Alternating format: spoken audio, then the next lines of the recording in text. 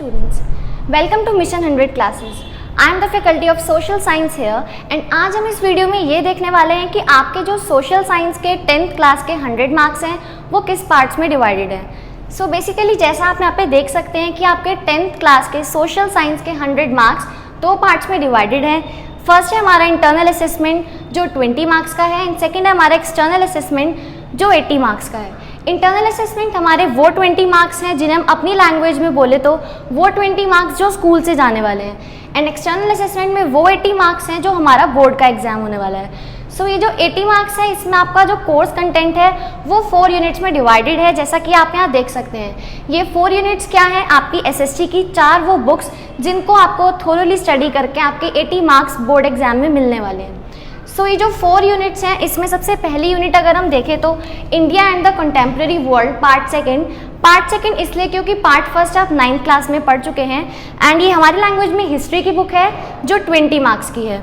So basically ये जो 80 marks 4 units में डिवाइडेड है ये चारों यूनिट्स 20 मार्क्स की है जो एक साथ अगर हम देखें तो 80 मार्क्स की हो जाती हैं। So the second unit is contemporary India part second और ये भी पार्ट सेकेंड इसलिए क्योंकि इसका पार्ट फर्स्ट आप 9th क्लास में पढ़ चुके हैं।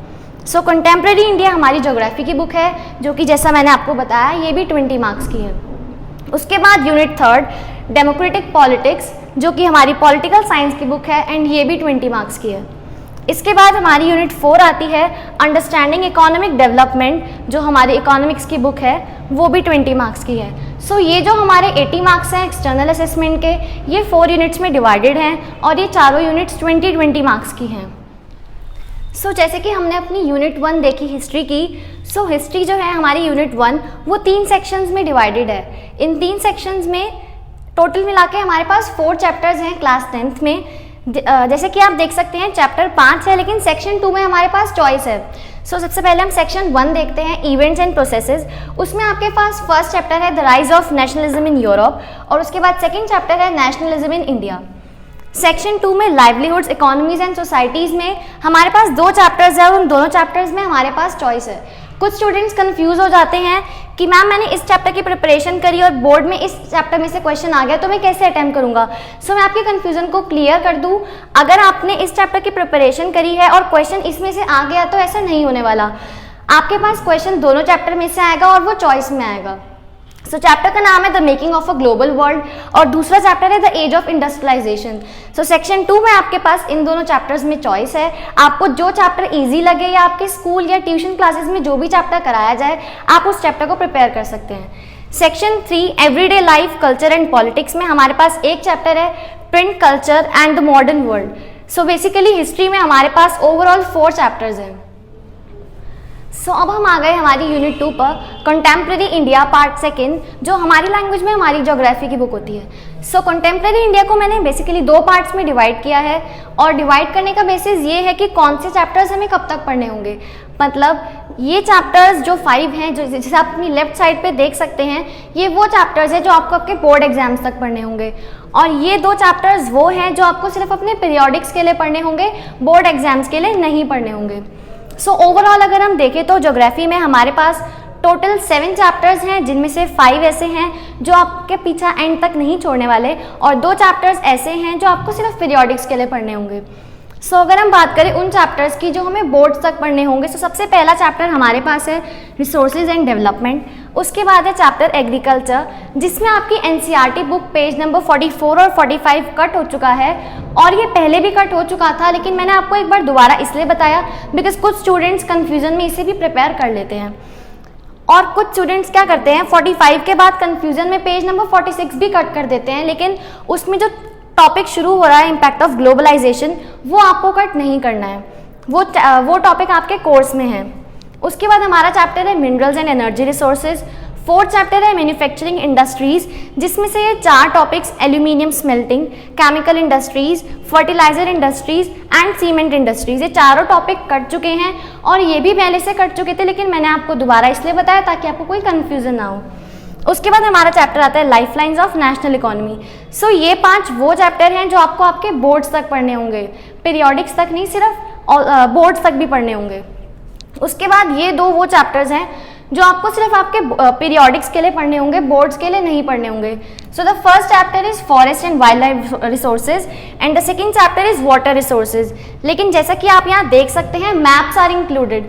मैप्स आर इंक्लूडेड का मीनिंग ये है कि वाटर रिसोर्सेज चैप्टर जो है वो थियोरेटिकली तो आपको सिर्फ पीरियोडिक्स के लिए पढ़ना है, लेकिन जो इस चैप्टर के मैप्स हैं वो आपके बोर्ड एग्जाम में भी आ सकते हैं। सो इसके जो मैप्स हैं वो आपको एंड तक नहीं भूलने हैं, उसको आपको एंड तक लेके चलना होगा। सो ये थे हमारे ज्योग्राफी के 7 चैप्टर्स, जिनकी मेन प्रिपरेशन हमें 5 चैप्टर्स की करनी होगी। अब हम बात करते हैं हमारी यूनिट 3 की, जो कि है डेमोक्रेटिक पॉलिटिक्स पार्ट 2। सो डेमोक्रेटिक पॉलिटिक्स हमारी पॉलिटिकल साइंस की बुक है, जिसको मैंने दोबारा 2 पार्ट्स में डिवाइड किया है। और डिवाइड करने का बेसिस वही है कि कौन से चैप्टर्स आपको बोर्ड्स तक पढ़ने होंगे और कौन से चैप्टर्स आपको सिर्फ आपके पीरियोडिक्स के लिए पढ़ने होंगे, बोर्ड्स के लिए नहीं पढ़ने होंगे। सो ओवरऑल हमारे पास पॉलिटिकल साइंस में 8 चैप्टर्स हैं, और उन 8 में से आपको जो बोर्ड्स तक पढ़ने होंगे वो ये 5 चैप्टर्स हैं: power sharing, federalism, gender, religion and caste, political parties, outcomes of democracy. ये 5 वो चैप्टर्स हैं जो आपको आपके बोर्ड एग्जाम्स तक पढ़ने होंगे, जो आपको पीरियोडिक्स में पढ़ने के बाद नहीं छोड़ सकते आप। उसके बाद ये 3 चैप्टर्स वो हैं जो आपको आपके पीरियोडिक्स तक पढ़ने हैं, सिर्फ बोर्ड्स के लिए पढ़ने की आपको ज़रूरत नहीं है। सो वो 3 चैप्टर्स हैं: democracy and diversity, popular struggles and movements, challenges to democracy. So ये 3 वो चैप्टर्स हैं जो आपके बोर्ड एग्जाम में नहीं आने वाले। सो ओवरऑल हमारे पास पॉलिटिकल साइंस में 8 चैप्टर्स हैं, जिनमें आपको मेन फोकस आपके इन 5 चैप्टर्स पर ही रखना होगा। सो अब हम आ गए हमारी यूनिट 4 पर, जो कि है अंडरस्टैंडिंग इकोनॉमिक डेवलपमेंट, और हमारी लैंग्वेज में इसे बोलते हैं हमारी इकोनॉमिक्स की बुक। सो इस बुक को भी मैंने बेसिकली 2 पार्ट्स में ही डिवाइड किया है, लेकिन उस बेसिस पर नहीं किया है।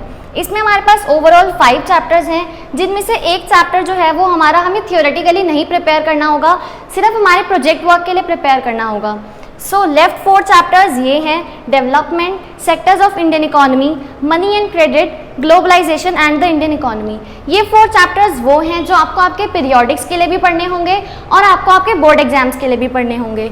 बचा हुआ चैप्टर कंज्यूमर राइट्स, ये वो चैप्टर है जो सिर्फ आपको आपके प्रोजेक्ट वर्क में काम आएगा, ये आपके एग्जाम्स में नहीं आने वाला। सो हमने अपने 4 यूनिट्स देख लिए, और उसमें हमने देखा कि हमें हमारे 20-20 करके 80 मार्क्स कैसे मिलने वाले हैं। ये बचे हुए 20 मार्क्स जो इंटरनल असेसमेंट के हैं, वो भी 3 पार्ट्स में डिवाइडेड हैं एज पर CBSE गाइडलाइंस। बाकी डिफरेंट स्कूल्स अपनी डिफरेंट स्कीम यूज़ करके आपके 20 मार्क्स स्कूल से भिजवा सकते हैं।